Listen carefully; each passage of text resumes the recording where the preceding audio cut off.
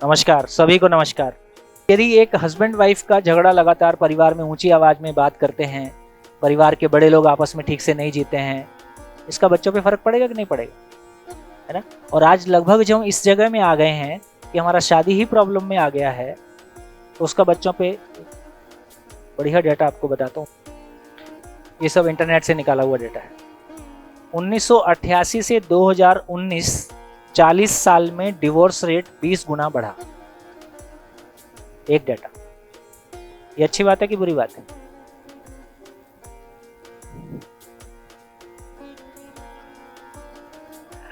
नहीं, मैं आपसे सहमत हूं। भाई पहले आस्था के कारण महिलाएं झेल रही थी, पति तो परमेश्वर होता है, 7 जन्म का रिश्ता होता है और यहां से अर्थी उठती है। दूसरा डेटा यह है कि जितने लोग डिवोर्स्ड हैं उससे 3 गुना लोग अलग अलग रहते हैं, डिवोर्स्ड नहीं है। जैसे यहीं दिल्ली के हमारे बहुत सारे भाई बहन टीचर्स आते हैं, जब मैं पर्सनली बहुत सारे लोगों से बात करता हूं तो पता चलता है कि नहीं, आपस में नहीं बन रही है और दिल्ली में ही अलग अलग रहते हैं, डिवोर्स अभी नहीं हुआ है। ऐसा मैंने अपने बहुत सारे टीचर भाई बहनों के साथ ही देखा है।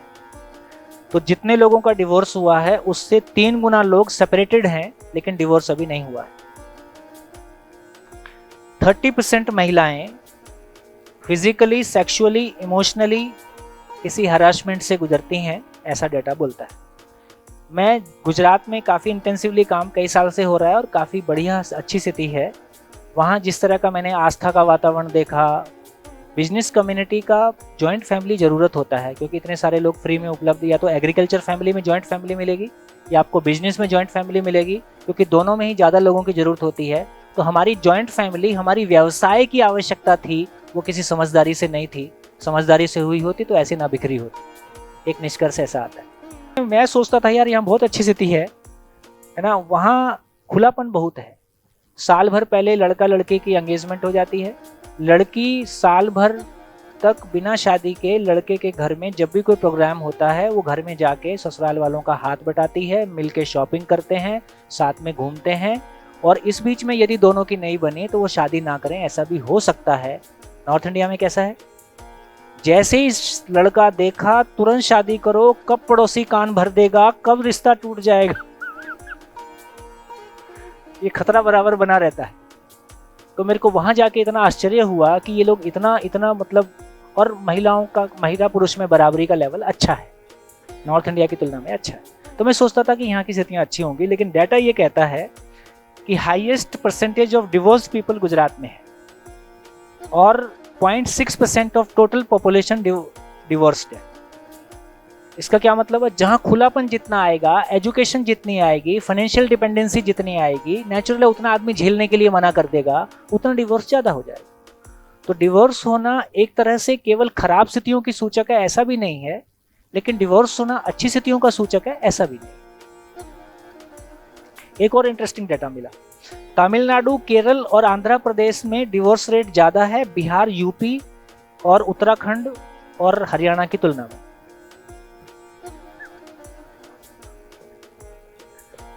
क्यों ऐसा है?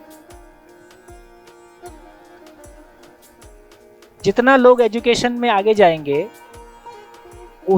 हाँ, इक्वालिटी, और इक्वालिटी के बाद यही है कि 2 पतियों की शादी होती है, पति दोनों एक दूसरे में ढूंढते हैं। दोनों पति हो गए, अब पत्नी ढूंढ रहे एक दूसरे में। कहाँ मिलेगी पत्नी? पत्नी गायब हो गई है, झगड़ा होगा ही। एक और इंटरेस्टिंग डेटा, 2016 से 2020 के बीच का डेटा है कि रोज 20 लोग पति पत्नी झगड़े के कारण सुसाइड करते हैं। एक दिल्ली के ही किसी कोर्ट का डेटा है, मैट्रिमोनियल कोर्ट कुछ होता है, 1960 में साल में 1 या 2 केस आते थे। 1980 में 100 से 200 केस आने लगे पर एनम। 1990 में 1000 केस आने लगे। 2011 में 9000 केस आए। ये किसी एक कोर्ट का डेटा है। एक और इंटरेस्टिंग डेटा है यूएसए का, 40% ऑफ बर्थ आउटसाइड मैरिज है। 2016 का डेटा है। 2016 में अमेरिका में 40% बच्चे बिना शादी के पैदा हुए। 40% किसको बोलते हैं? ये डाटा 1990 में 28% था, और 20 साल बाद कैसा होगा? 80% बिना मैरिज के ही पैदा होंगे। अब 80% किसी देश की पॉपुलेशन जिसके माँ बाप का ही पता नहीं, इनकी वैल्यूज क्या होंगी, इनका जीना कैसा होगा, इनको इमोशनल सपोर्ट कौन देगा, इनको वो प्यार कौन देगा, इनको वो अपनापन कौन देगा, ये किस मानसिकता के साथ बड़े होंगे। मैं किसी फॉरेन कंट्री गया नहीं हूँ, इसलिए मेरी कुछ बातें गलत हो सकती हैं, लेकिन मेरा जनरल तर्क ये कहता है, जब हम जाके बाहर के देशों की बहुत तारीफ करते हैं कि वहाँ की व्यवस्थाएं बहुत अच्छी हैं, ऐसा वैसा बहुत अच्छा है, तो उनकी कौन सी व्यवस्थाएं अच्छी हैं? लोग सड़क पे कचरा नहीं फेंकते हैं, रेड लाइट पार नहीं करते हैं, है ना, क्योंकि वो $5000 का फाइन है। अब दिल्ली में भी $10,000 का फाइन कर दो, है ना, अगले दिन से कोई गलती नहीं करेगा। अब जब मैं जिंदगी भर $5000 के फाइन की वजह से कोई गलती नहीं किया, मेरा बेटा मेरे बाजू में कार में बैठ के देखा मैंने कभी गलती नहीं किया, तो अगली पीढ़ी में वो कल्चर में आ जाता है। एक पीढ़ी ने उसको डर से फॉलो किया, दूसरी पीढ़ी ने उसको कल्चर के रूप में स्वीकार लिया, ये बहुत अच्छा हो गया, अच्छी बात है ना। लेकिन पति पत्नी के बीच में झगड़ा नहीं हो, इसके लिए कौन सा फाइन लगाओगे? हर सरकार के पास में पर्याप्त पैसा आ सकता है, ड्राइंग रूम को छोड़ के सब जगह सीसीटीवी रहेगा और एक झगड़ा मतलब 50,000 का फाइन। उसके बाद सरकार के पास पैसे की कोई कमी नहीं रहेगी, केवल एक ही टैक्स लगाओ, पति पत्नी टैक्स।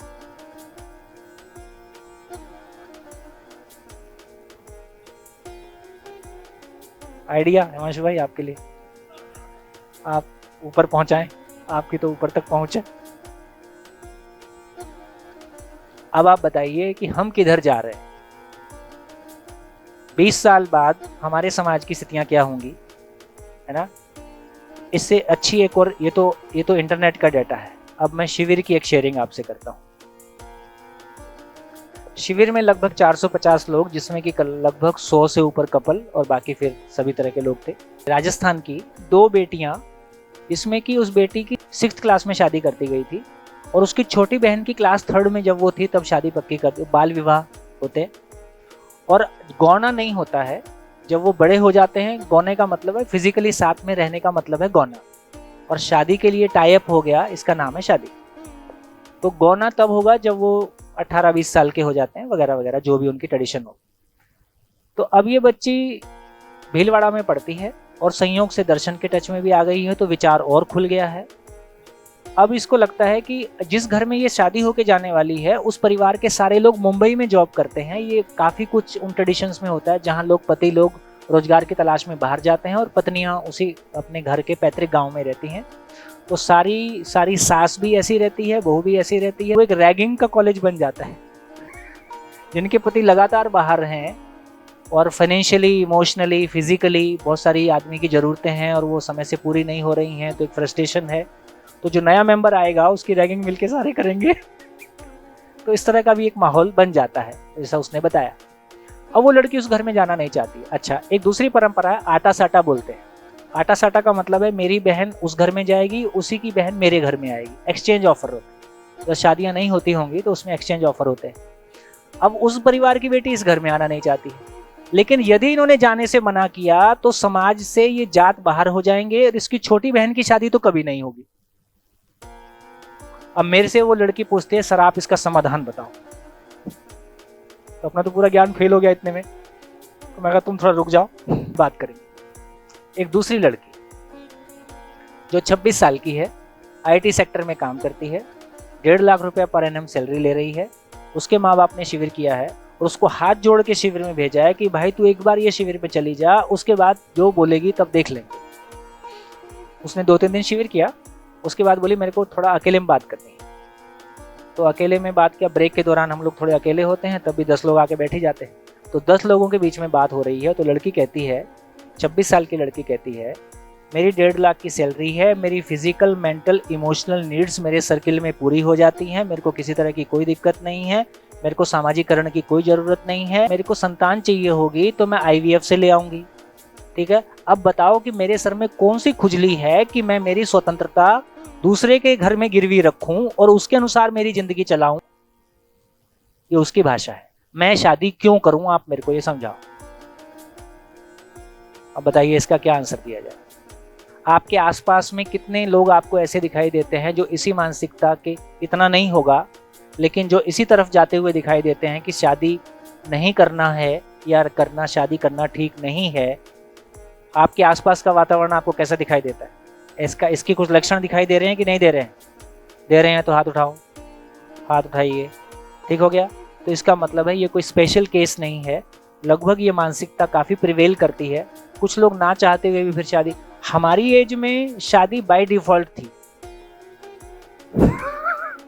एक उम्र आने से होती ही है, इसमें कोई क्वेश्चन नहीं होता, हमारा क्वेश्चन ही नहीं उठता था।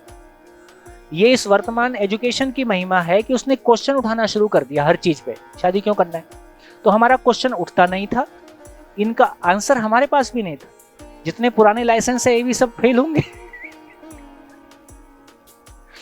तो पुराने वालों को भी नहीं पता उन्होंने शादियां क्यों की। इस हॉल में जितने बैठे हैं उनमें से कोई भी बता दो उन्होंने शादी क्यों की है, तो आपको भी नहीं पता कि आपने शादी क्यों की है।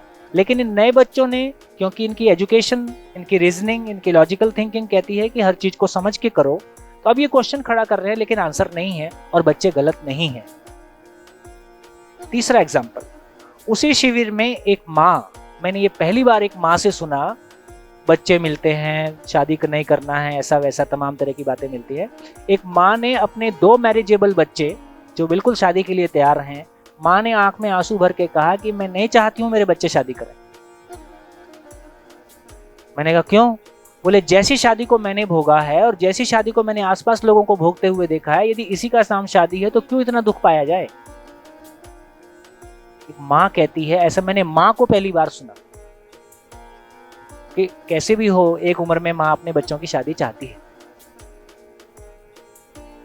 तो भाई साहब, बड़ा आपके हाथ पैर सब जोड़ के बोल रहा हूं, ये मुद्दे एजुकेशन में एड्रेस होंगे कि नहीं होंगे? बच्चे क्लियरली बोल रहे हैं यार गेज में क्या प्रॉब्लम है, लेस्बियंस में क्या प्रॉब्लम है, इसमें क्या गलती है, हम ऐसा क्यों नहीं करें, तुम बताओ। इन मुद्दों को एजुकेशन एड्रेस करेगा कि नहीं करेगा? लिव इन में क्या गलती है? महाराष्ट्र स्कूल एजुकेशन के साथ हम काम कर रहे थे, वो लोनावाला के पास में कोई पहाड़ी पे बहुत सारे फ्लैट्स बने हुए हैं, मैं जगह का नाम भूल गया, है ना। उसमें एक महिला जो एजुकेशन में ऑफिसर थी, वो कहती है सर आप मेरी बेटी से बात करो। मैं क्या हो गया? बोले वो कहती है कि प्री मैरिटल सेक्स में कोई प्रॉब्लम नहीं है, ऐसा मेरे को समझाती है। तो मैंने कहा बुलाओ उसको। उसने बुलाया, उसने मेरे को भी समझा दिया। मैंने कहा तुम सबको समझा दो, मैंने उसको मंच दे दिया, उसने सबको समझा दिया। वो गलत नहीं थी, वो मेडिकली गलत है, वो मेडिकल स्टूडेंट है, वो एमबीबीएस कर रही थी। मेडिकली कोई गलती नहीं है। मेडिकली शरीर किसी एज में आने के बाद में सेक्स के लिए तैयार है, उसके साथ उसकी जिस तरह से भोजन हमारी जरूरत है, उस तरह से किसी उम्र के बाद भी सेक्स भी हमारी जरूरत है ना। और वो 2 शरीर में हो सकता है, उसमें कोई दिक्कत नहीं है। तो मेडिकली वो गलत नहीं है, लेकिन कौन सा कंसिडरेशन उसके पास नहीं है? सोशल कंसिडरेशन उसके पास नहीं है, इंडिविजुअल का कंसिडरेशन कोई होगा उसके पास नहीं है। इसको तो अभी छोड़ दो, इसका क्वेश्चन थोड़ा अलग टाइप का है। और वो जो लड़की पूछ रही थी कि मैं आईवीएफ से बच्चा ले जाऊंगी, मेरे सर में कौन सी खुजली हुई है कि मैं अपनी फ्रीडम दूसरे के यहाँ की गिरवी रखूं, उसको क्या आंसर दिया जाए?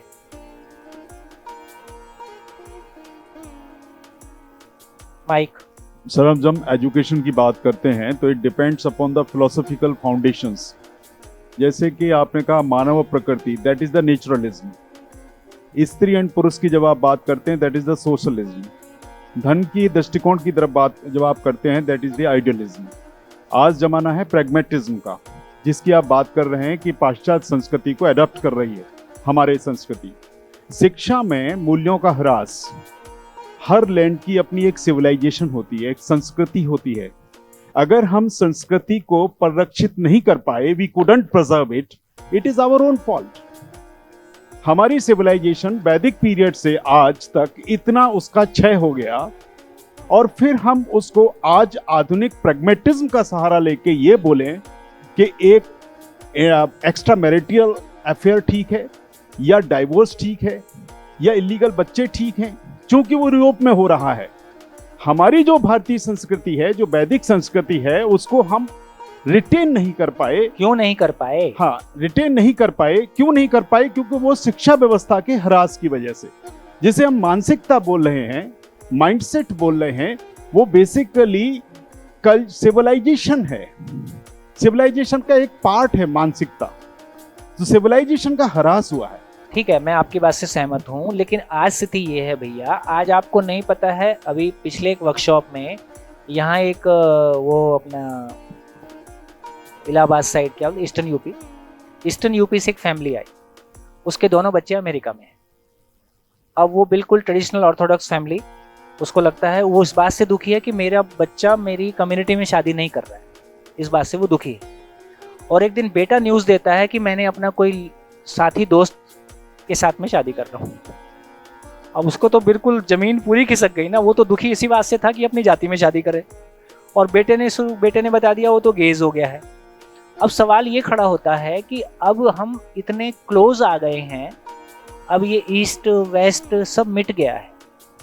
ये इंटरनेट ने ऐसी जगह दे दी है जहाँ देशों की बाउंड्रीज टूट गई हैं, जहाँ पूरा कल्चरल, अभी कोई एक कल्चर बचेगा ऐसा रहा ही नहीं है ना। इसका मतलब ये हो गया कि आपका ही बेटा, मेरा ही बेटा इंटरनेट पे कहाँ किससे कनेक्टेड है, आज हमको आपको पता नहीं चलेगा, और वो कल केवल इतना ही बताएगा कि मैं तुमको शादी कहाँ कर रहा हूँ, मैं पूछ नहीं रहा हूँ, आपका मन होगा तो शादी में आ जाना।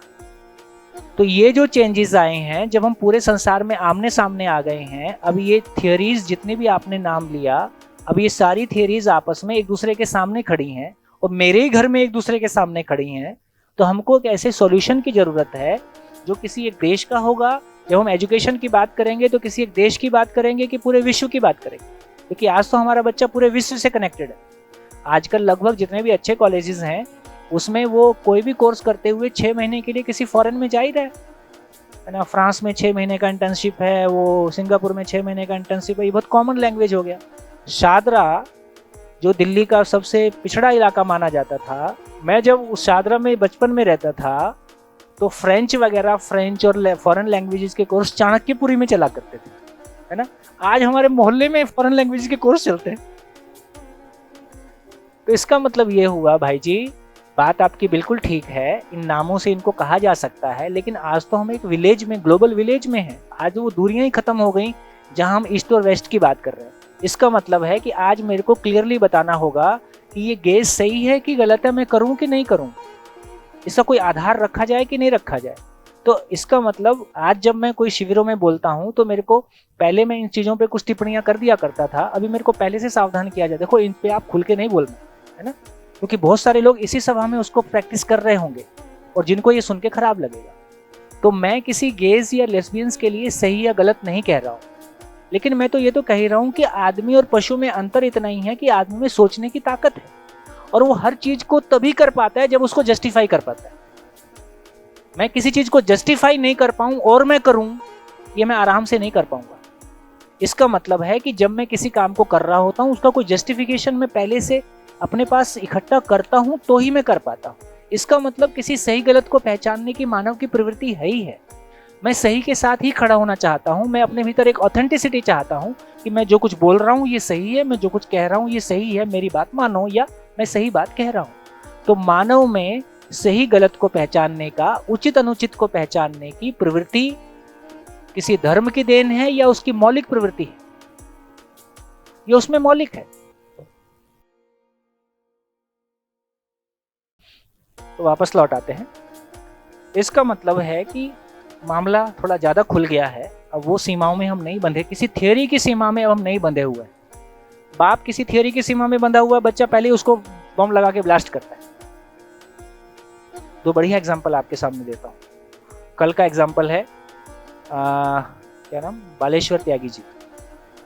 बालेश्वर त्यागी जी जो यूपी के शिक्षा मंत्री रहे, कल वो सभा में मौजूद थे। उन्होंने बहुत दुख के साथ अपना मन व्यक्त किया। वो मतलब अपना सरकारी गाड़ी में अपनी बीवी को नहीं चढ़ने दिए। ये दो आदमी मैंने देखे, एक यहाँ ये देखे, एक छत्तीसगढ़ में भी एक रणवीर सिंह शास्त्री नाम के व्यक्ति थे जो बिल्कुल इसी माइंडसेट के व्यक्ति थे। तो उन्होंने कहा कि ईमानदारी का सबसे पहला विरोध तो अपने घर में होता है। कल उन्होंने बोला, आपके सामने बोला, ठीक। और फाइनली वो कहता है कि इससे निकला कुछ नहीं। मतलब उन लोगों ने भी, उन वोटर्स ने भी नकार दिया। फाइनली ये हार गए इलेक्शन। एक दिन 2 बार मंत्री रहने के बाद अगली बार हार गए। और जो सरकारी बंगला मिला, मतलब एक भी पैसा इधर से उधर नहीं करना, अपने घर के लिए भी नहीं करना और किसी के लिए नहीं करना, तुम सर पटक के मर जाओ। तो घर से भी रिजेक्ट हुए, वोटर से भी रिजेक्ट हुए, समाज से भी रिजेक्ट हुए, है ना। उसके बाद फाइनली अपना एक स्कूल चला रहे हैं, ऐसा उन्होंने बताया। ऐसा एक व्यक्ति रायपुर में भी है। तो मैं ये कहना चाहता हूँ कि हमारा, जिसको हम ईमानदारी कह रहे हैं, उसका भी इतना ही मतलब हुआ कि मैं पैसे के मामले में गलती नहीं करूंगा, लेकिन सही अर्थों में वो जो मानसिक दृष्टिकोण है, वो जो समग्रता है, वो जो जीने में खुशहाली आ जाए मेरी जिंदगी में, ऐसा करके मैं भी तो खुश नहीं हुआ ना। वो जो रायपुर वाले रणवीर सिंह शास्त्री हैं, उनके पढ़ाए हुए सारे बच्चे आज वहां के मिनिस्टर्स हैं। संयोग से मेरा साला रुड़की में वो नेशनल इंस्टीट्यूट ऑफ हाइड्रोलॉजी में साइंटिस्ट था, उनका भी बेटा वहाँ था, तो उनसे परिचय हुआ। तो एक दिन फिर हम घर पे, उन्होंने खाने पे बुलाया। अब मेरी आदत है कुछ ऐसे व्यक्ति मिलते हैं तो कुछ दिल की बात पूछूं। तो मैंने उनसे पूछा, आप जिंदगी भर, अच्छा ऐसे लोग मिनिस्टर भी बने, वाइस चांसलर बने, ऐसा कम होता है, इतना ठेठ ईमानदार आदमी, है ना, सिस्टम ऐसा हो गया है। तो मैंने कहा कि आज आपको, उनकी 80 साल की उम्र थी, मैंने पूछा कि आज आपको कैसा लगता है। उनका आंसर बहुत गजब का था। उन्होंने कहा, देखो हम हैं कुत्ते की पूंछ। उसका क्या मतलब? बोले वो टेढ़ी है, टेढ़ी रहेगी। हम जैसे थे वैसे हैं, और हम ऐसे ही रहेंगे, हम नहीं बदले। मतलब मैं जैसा था, ईमानदार था, मैंने वैसा जिया, और मैं अब भी ऐसा ही हूं, मैं नहीं बदलूंगा, यही मेरा नेचर है। दुख के बाद अगला सेंटेंस था, बोले इससे निकला कुछ नहीं। ये उनकी पीड़ा थी, इससे निकला कुछ नहीं। वहां भी स्थिति यही थी कि परिवार भी विरोधी हो गया, क्योंकि परिवार को लगता था यार तुम इतनी बड़ी पोजीशन पे हो, तुम कुछ कर सकते हो, तुमने हमारे लिए कुछ किया नहीं। जो अपने इष्ट मित्र होते हैं, जब आदमी कोई पोजीशन पे आता है तो उनको भी लगता है कि यार इसने कुछ किया नहीं। तो इसका मतलब है, तो इससे ये क्लैरिटी बनी, इसका मतलब क्या हुआ, अच्छे आदमी की परिभाषा क्या होगी? हाँ, संतुष्ट करे, मतलब आप समझ सकते हो। इसका मतलब ये हुआ, मैं पैसा नहीं लेता तो मैं अच्छा आदमी हो गया, ऐसा नहीं है। पैसा ना लेना अच्छा आदमी हो, ये बुरा आदमी नहीं है। अच्छा होना विशेष है, अच्छे होने की दुनिया अलग है। कम से कम मैंने सारी जिंदगी बढ़िया जिया यार, मैं तो खुश रहूं। देखो, इस बात को अभी करेंगे। मैं जिस बात को आपके सामने कहना जा रहा हूं, मैं कोई ऐसी बात आपके सामने शेयर करना चाह रहा हूं जो आपकी जिंदगी की सबसे बड़ी पूंजी बनेगी। आप कभी जिंदगी में रिटायर नहीं हो। तो सरकारी लोगों का रिटायर होने के बाद 5 साल में बुढ़ापा आता है, ऐसे कहा जाता है, क्योंकि वो पूरी दुनिया आपकी गायब हो जाती है जो आपके आसपास घूम रही होती है, और आप बहुत अकेले हो जाते हैं। तो इसका मतलब है कि मेरी स्टेट ऑफ माइंड क्या हो कि मैं अकेले में भी अकेला ना हूं। क्या लगता है, इसकी जरूरत है कि नहीं? ऐसा मेरा स्टेट ऑफ माइंड क्या हो, मानव समीक्षा विधि से आगे बढ़ता है। अभी तक अच्छाई का मॉडल क्या था? यार ये पैसे के मामले में गलती नहीं करना है, या सिगरेट नहीं पीना है, शराब नहीं पीना है, और कोई चीज नहीं करनी है, नहीं करनी है, नहीं करनी है, नहीं करनी है। ये नहीं करनी है अच्छा होने का मॉडल है, या ये बुरा ना होने की पहचान? एक लेवल में हम कह सकते हैं भी आदमी बुरा नहीं, लेकिन अच्छे होने का कुछ और मतलब है। वो मतलब हमने पा लिया, क्योंकि हम क्या भाषा में क्या बोलते हैं, अच्छे लोग तो पिसते हैं। लोग सुनते हैं कि नहीं लाइन, अच्छे लोग पिसते हैं। इसका मतलब है क्यों आदमी अच्छा बनना चाहेगा यदि अच्छे लोग पिसते हैं? इसका मतलब कुछ और मामला है। तो इसका मतलब ये हुआ कि जब तक ये मानसिकता पे मेरा अधिकार नहीं आया, तो मेरी मानसिकता में धन के प्रति मेरा दृष्टिकोण क्या हो। अब ये दृष्टिकोण किसी जाति का, किसी धर्म का, किसी देश का, किसी शहर का होगा कि यूनिवर्सल होगा? आपकी बेटी जिस घर में जाएगी कल शादी होके, उसकी मानसिकता ठीक नहीं है तो आप परेशान होगे, है ना। कल बहू कोई आपके घर में आएगी और उसकी मानसिकता ठीक नहीं है तो आपका घर परेशान होगा। तो इसका मतलब है धन के प्रति कोई मानसिकता, तो ये मानसिकता किसी धर्म, जाति, देश का होगा कि ये मानसिकता यूनिवर्सल होगा?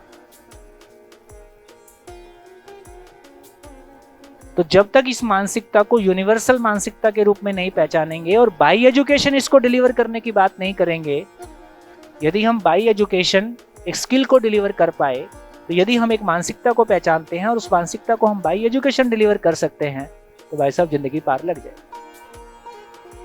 MS धोनी, वो क्या है, क्रिकेट के चक्कर में पड़ा नहीं और उसकी ग्रेजुएशन पूरी हुई नहीं और वो बन गया इंटरनेशनल स्टार और उस बीच में याद आया उसकी ग्रेजुएशन, तो उसने बीच में प्राइवेट एजुकेशन देके ग्रेजुएशन पूरा किया। तो हमारे यहाँ ग्रेजुएशन होने को पढ़ाई पूरी माना गया। अब मेरे को नहीं समझ में आता कि 12वीं और ग्रेजुएशन में करके क्या फ़र्क आया। बहुत सारे लोगों को देखो तो कोई फ़र्क इसमें दिखाई देता नहीं। तो इसका मतलब ये हुआ कि आदमी अभी 12वीं तक की एजुकेशन तो हायर एजुकेशन के लिए है, हायर एजुकेशन पेट भरने के लिए है। तो ये 15 साल की एजुकेशन में हमने क्या दिया? तो 15 साल की एजुकेशन का फोकस क्या हो? कोई बच्चा 12वीं करके छोड़ देता है तो उसके पास क्या आया? 15 साल पढ़ा है वो, 15 साल लगाया तो उसके पास क्या आया? वो आगे नहीं पढ़ता है। और कितने लोग नहीं पढ़ते हैं इस देश में? इस देश में क्लास 1 में एडमिशन लेने वाले लोगों की संख्या और किसी कॉलेज में एडमिशन लेने वालों की संख्या में 90% ड्रॉप आउट। 90%। तो 90% बच्चे वो हैं जो 12वीं करके छोड़ दिए, 10वीं करके छोड़ दिए, 8वीं करके छोड़ दिए, प्राइमरी क्लास करके छोड़ दिए। यदि कोई बच्चा 12वीं करके नहीं पढ़ता है तो उसके पास क्या आया? बोलिए, 15 साल लगा के क्या आया? तो हमारी स्कूल एजुकेशन हायर एजुकेशन के लिए केवल फीडिंग ऑर्गेनाइजेशन। यदि आपने कॉलेज में एडमिशन नहीं किया तो 12वीं क्लास आपकी कोई काम की नहीं। क्या लगता है, कितने संतुष्ट हैं हम? ये सब बातें व्यवहारिक रूप में कितनी काम आ रही? ये बात अच्छी है कि अनपढ़ होने से पढ़ा लिखा ठीक है, कम से कम कोई उसका शोषण नहीं करेगा, उसको मैथमेटिक्स आता है, उसको कुछ आता है। लेकिन यदि व्यवहारिक जिंदगी में कहोगे तो कोई बाप उसको अपनी बेटी नहीं देगा। ग्रेजुएशन करना इसलिए भी जरूरत है, मैं गुजरात में देखता हूँ इस काम को। बहुत सारे बच्चे ग्रेजुएशन इसलिए कर रहे हैं कि ग्रेजुएशन करने से शादी ठीक हो जाएगी। उनको ग्रेजुएशन से कोई खास मतलब नहीं, और इंजीनियरिंग ग्रेजुएशन करने से थोड़ी अच्छी लड़की भी मिल सकती है, इसलिए इंजीनियरिंग कर लें। उनको इंजीनियरिंग से कोई मतलब नहीं है, ब्रांच से भी कोई मतलब नहीं, कौन सी ब्रांच है इससे भी कोई मतलब नहीं, इंस्टीट्यूट भी कौन सा इससे भी मतलब नहीं है। हाँ, इंजीनियर है लड़का, थोड़ा सा ठीक लगता है, और वो भी जो इज्जत पहले थी अब नहीं है। अब जो बच्चे हैं वो इंजीनियरिंग लगभग ग्रेजुएशन जैसा हो गया है ना। तो इसका मतलब ये हो गया कि जब तक इस मानसिकता को हम यूनिवर्सल लेवल पे नहीं पहचानेंगे तब तक काम नहीं चलेगा। और ऐसा तो 12वीं तक की एजुकेशन का पर्पस क्या हो? इसमें केवल हम स्कूल एजुकेशन को नहीं ब्लेम कर सकते हैं, और समाज का जो आउटलुक है। अगर किसी बच्चे के पास स्किल है भी कंप्लीटिंग 12th क्लास और even not completing 12th class, तो उसको कोई एम्प्लॉय करने के लिए तैयार नहीं है। बहुत सारे बच्चे हमारे इतना अच्छा बोलते हैं स्कूल्स में भी, अभी भी हमारा टीचर्स डे फंक्शन पे भी बच्चों ने कंडक्ट किया, तो क्यों उनको कोई चैनल काम नहीं देता है? बिल्कुल ठीक, बिल्कुल ठीक है। तो ये जो मानसिकता है, बिल्कुल आप ठीक कह रहे हैं। तो ये जो मानसिकता है कि ग्रेजुएशन नहीं किया तो अनपढ़ है। अच्छा, ये मानसिकता किसने दिया होगा? जो पहले से ग्रेजुएशन पोस्ट ग्रेजुएशन करके बैठे हुए हैं। इसका मतलब एजुकेशन में ही बात आ गई। कोई मंगल ग्रह से तो लोग आए नहीं जो स्थापित करके गए हैं, देखो जो ग्रेजुएट नहीं होगा वो पढ़ा लिखा नहीं है।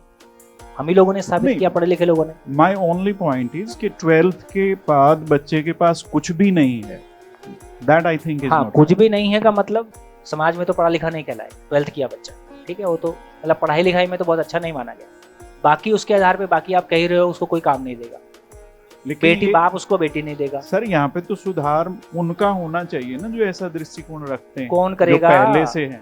देवताओं, आप ही के ऊपर तो जिम्मेदारी है, और गवर्नमेंट भी तो आप ही हो। इसलिए अच्छा है कि गवर्नमेंट और सब साथ बैठे रहे। तो मैं तो चलो मंत्री जी से कम में शिविर करता ही नहीं भाई, ताकि सब आमने सामने बैठो। तो इसका मतलब है कल को हो सकता है आपका बेटा ही कहीं मंत्री बन जाएगा, क्या मालूम। वे लोग हमसे बोलते हैं कि आप पॉलिटिकल लोगों से बात करो, मैं जितने भावी पॉलिटिकल लोग हैं उन्हीं से बात कर रहे हैं। भाई सारे हमारे बच्चे तो कहीं सब कुछ बन रहे हैं। तो इसका मतलब है कि इस मामला मंत्री का नहीं है, मामला किसी अधिकारी का नहीं है, मामला स्टेट ऑफ माइंड का है, मानसिकता का है। तो ये मानसिकता फाइनली हम सब मिलके ही कुछ क्रिएट कर रहे हैं। फाइनली एजुकेशन में हम 12-15 साल 20-25 साल लगाने के बाद एक तरह की मानसिकता हम देते ही हैं, और नहीं दे रहे हैं तो देना हमारी जिम्मेदारी है। आज माँ बाप को बच्चे से बात करने के लिए अपॉइंटमेंट लेना पड़ता है कि नहीं लेना पड़ता है? आज अपने जवान बच्चे से बात करने के लिए माँ बाप को अपॉइंटमेंट लेना, कहता बिजी हूँ बाद में बात करता हूँ, ठीक, और आपके पास वो पैसा दे के सुनने आता है। तो ये बात भी ठीक है कि हायर एजुकेशन में क्लासेस खाली पड़ी हैं और मैक्सिमम जगह सर्टिफिकेट दिया जाता है। उनको भी ठीक है यार, आते नहीं हो पैसा दे दो, झंझट नहीं रहेगा, है ना। बहुत जगह में स्थितियाँ यही हैं कि बच्चे हायर एजुकेशन में क्लासेस में नहीं जा रहे हैं, वो भी एक स्थिति है। लेकिन इन सारी स्थितियों को देखते हुए आदमी इतना समय लगाए, यदि काम की बात मिलेगी तो आदमी क्यों नहीं जाए? हमारी क्लास तो खाली नहीं जा रही। फाइनली क्वेश्चन अपनी जगह है। एक मिनट, क्वेश्चन रिपीट कर दूं। 15 साल लगा के एक बच्चा कुछ पाए, ठोस कुछ पाए कि नहीं पाए? कुछ ठोस पाए, और ठोस पाए तो क्या पाए? सोम भैया, असल में आपने जो भी थोड़ी देर पहले कहा था उससे रिलेटेड है चीज़ कि शुरू में education for classes not for masses, कि बहुत सीमित लोग जो है वो शिक्षा प्राप्त करते थे और उस दौरान कुछ चीज़ें ऐसी सिखाई जाती थी जो शायद जीवन यापन के क्रम में उसको मदद करती थी। गांधी जी ने नई तालीम के दौरान फिर उस चीज़ को रिइंफोर्स करने की कोशिश की और कह लीजिए कि तमाम शिक्षा जो समितियाँ और इस तरह की संस्तुतियाँ हुई उसमें एजुकेशन कंपलसरी कर दी गई 6 से 14 साल के लिए। Then again that classes felt that need कि अच्छा अब वो डिमार्केशन कैसे होगा, तो वो एजुकेशन जहाँ पर फीस दे करके लोग जा रहे पढ़ने के लिए, तो वो सबके लिए अफोर्डेबल नहीं है। तो वो एक मिनिमम बेंचमार्क स्टैब्लिश कर दिया कि अच्छा ये नहीं किया तो तुम्हारे पास एजुकेशन नहीं है करके। तो जिस चीज़ को आपने अभी बहुत बिल्कुल देखो, बहुत मैं तो ये कह रहा हूँ कि एक गोल्डन अपॉर्चुनिटी है। नया बोर्ड चेंज करने के लिए सारे खुले आयाम, और उस चेंज को उस जगह तक पहुंचा पाने के लिए एक कंसिडरेशन। अब देखते हैं 7 दिन में हम कहाँ पहुंचते हैं और हम कैसा फील करते हैं, तब तो उसको देख के आगे बढ़ेंगे। चलिए, तो यदि अब मैं कहूँ कि 15 साल की एजुकेशन पाके हम क्या फील करते हैं एक बच्चे को, एक माँ बाप के रूप में सोचिए, अधिकारी के रूप में मत सोचिए। एक माँ बाप के रूप में बताइए कि आपका बच्चा 12वीं पढ़ के उसको इतना तो आना ही चाहिए। एक्सीलेंस में वो बच्चे की अभिरुचि के हिसाब से हमने उसको शिक्षा दी है जो वो चाहता है, जिसमें वो एक्सेल करना चाहता है। साथ ही हम ये कर रहे हैं कि 15 साल बाद दोनों ही उसके मार्ग प्रशस्त हों। अगर वो हायर एजुकेशन में चाहता है, दुनिया की किसी भी हायर एजुकेशन, उस लायक हम उसे बना रहे हैं, और इंडस्ट्री के साथ हम काम करके ये भी कर रहे हैं कि वो एम्प्लॉयबल भी हो। तो ये दोनों ही बातें, वो जो 6 तरह के वर्टिकल्स जो अभी हमने बनाए हैं, वो उसमें जो बच्चे की जो रुचि थी, और वो रुचि की भी हमने इतना सघनता से उसका बच्चे का आकलन किया और कई फेजेस में उसका आकलन किया। तो इस तरह की एक शिक्षा की कोशिश कर, उस तरह की शिक्षा की कोशिश कर रहे हैं, लेकिन फाइनली वही है कि वो ज़्यादा एम्प्लॉयबल हो जाए। अभी भी हमारा ध्यान स्किल वाले पार्ट पे ज़्यादा है ना। मानसिकता वाले पार्ट को कैसे फाइनली वो कुछ भी बनेगा वो किसी मानसिकता से ऑपरेट हो। फिर एक दिन मुझको बैठ के खाना खाना आ गया, आज मुझको खाना खाना आता है, लेकिन मुझको कितना खाना है कि नहीं खाना है ये ज्ञान है। तो ज्ञान के बिना स्किल बंदर के हाथ में उस तरह है। ज्ञान को कौन हैंडल करेगा, स्किल को कौन हैंडल करेगा? ज्ञान। और ज्ञान पक्ष यदि मजबूत नहीं हुआ है तो अपने खाने को हैंडल नहीं कर पा रहा, बाकी की जो कहां करेगा? सिंपल बात है, बात पहुंच रही? यदि मेरा वो ज्ञान पक्ष मजबूत नहीं है, मेरे ज्ञान पक्ष में क्लैरिटी नहीं है, क्या खाना है, क्यों खाना है, कब खाना है, कितना खाना है, ये पीएचडी करके तय हो पाया? 10 पीएचडी करके भी ये तय नहीं हो पाया है कि कब खाना है, कितना खाना है और क्यों खाना है। ये ग्राउंड रियलिटी है। इसका मतलब है कि जब तक ज्ञान पक्ष बताएगा कि मेरे को क्या करना है और क्या नहीं करना है, तो मेरे को कोडिंग का क्या करना है, मेरे को इंजीनियरिंग का क्या करना है, मेरे को बोलने की स्किल का क्या करना है, मेरे को कोई भी स्किल का क्या करना है, इसको यूज कौन कर रहा है। तो मूल बात वही है, किसी स्किल का उपयोग मैं मेरे परिवार समाज के पोषण के लिए करूंगा कि शोषण के लिए करूंगा, जब तक वो मानसिकता, वो यूनिवर्सल हेल्दी माइंडसेट मेरे पास बाई एजुकेशन डिलीवर नहीं होता है, तो सब बंदर के हाथ में उस तरह। तो कितना स्ट्रांगली इसको लाए, ये आज दिल्ली का सम्मान पूरे वर्ल्ड में इससे बहुत ज्यादा हो सकता है, बहुत जल्दी हो सकता है। इसको देने की हमारी सामर्थ्य है कि हम एक हेल्दी माइंडसेट दे सकते हैं, साथ में कोडिंग भी देंगे। तो सबसे बड़ा काम मेरे को लगता है जो स्कूल एजुकेशन का सबसे इंपॉर्टेंट काम है, वो भी मैं तो 12th की बात कर रहा हूँ, वो 10th के पहले हो जाए।